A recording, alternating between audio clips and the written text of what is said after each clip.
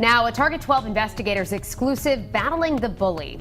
We've discovered that most Rhode Island school districts have been failing to comply with an important aspect of a law aimed at protecting your children from being bullied. And since we started asking questions, several districts have made changes to better comply with the Safe School Act. But your schools are still far from 100% compliance. Target 12 investigator Walt Buteau joins us now with the exclusive details he's uncovered. Every district is required to post links to their bullying policies on their home pages. Lawmakers tell us the goal was for parents and students to know the legal description of bullying and how to get help. 2 minutes on the clock. Punch, punch, punch through that obstacle. Christina Rondo was bullied as a teenager. Round, round, cross, elbow. And now teaches martial arts to help the bullied protect themselves with self-esteem.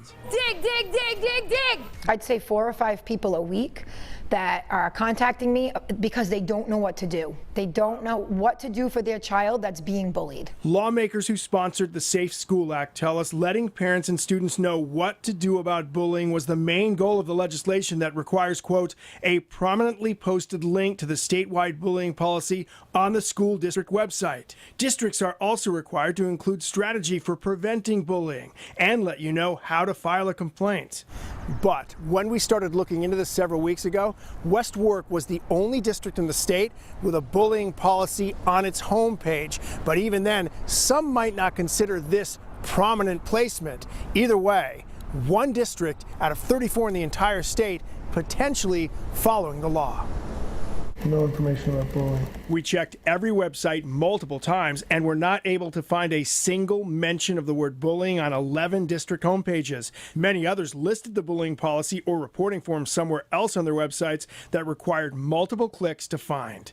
It should be easy, it should be accessible, it should be transparent. We brought our findings to State Rep Deborah Giro, who's one of the bill's sponsors, now considering legislation to strengthen the Safe School Act. Because it looks like we may need to actually clarify the intent of what the Safe School Act was supposed to provide as Rhode Island's anti-bullying policy. Co-sponsor Charlene Lima also plans on submitting new legislation to prompt compliance. I found it alarming that we passed a bill so important on bullying and they're not following the law. Lincoln Superintendent Larry Filippelli also helped craft the legislation. His district is one of several that put the bullying policy link on their homepage after our questions.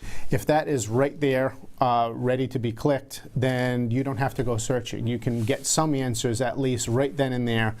Although many districts have added bullying policy links to their websites since our investigation began, nearly 3/4 were still not in compliance at last check.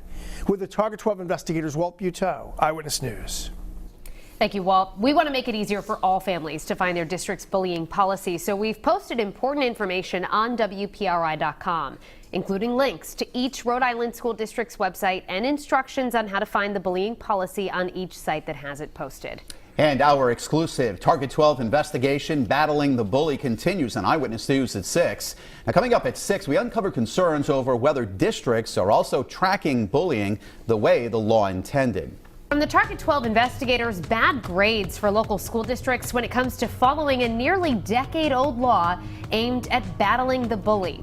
At 5, we showed you that only one district put its bullying policies on its homepage as required by the Safe School Act. And new at 6 tonight, we asked for summary reports that every school is supposed to produce twice a year. The results were mixed. Target 12 investigator Walt Buteau brings us the exclusive details. Our emailed requests to every superintendent included the exact wording from the Safe School Act that requires every school to produce summary reports of bullying incidents twice a year.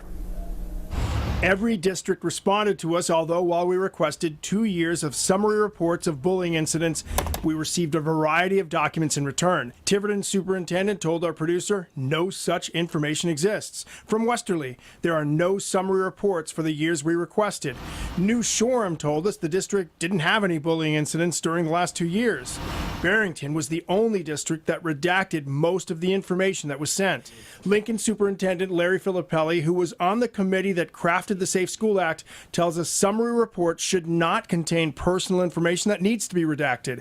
He also says one goal of the policy is to give parents, students, everyone a look at positive or negative trends in each school when it comes to bullying. I don't think it's a smoke signal to say we don't want to deal with bullying. I think it's one of those line items that are in a law that may have been overlooked. The Safe School Act also requires schools to report their responses to bullying-related issues in their summary reports. Several districts sent us single pages of bullying incident totals for each of their schools, but did not include how administrators responded. Burrville is one of the only districts that sent what we expected, 4 reports from every school from the past 2 years. Bill co-sponsor Charlene Lima found the mixed bag of responses we received frustrating, and she plans on trying to strengthen the law.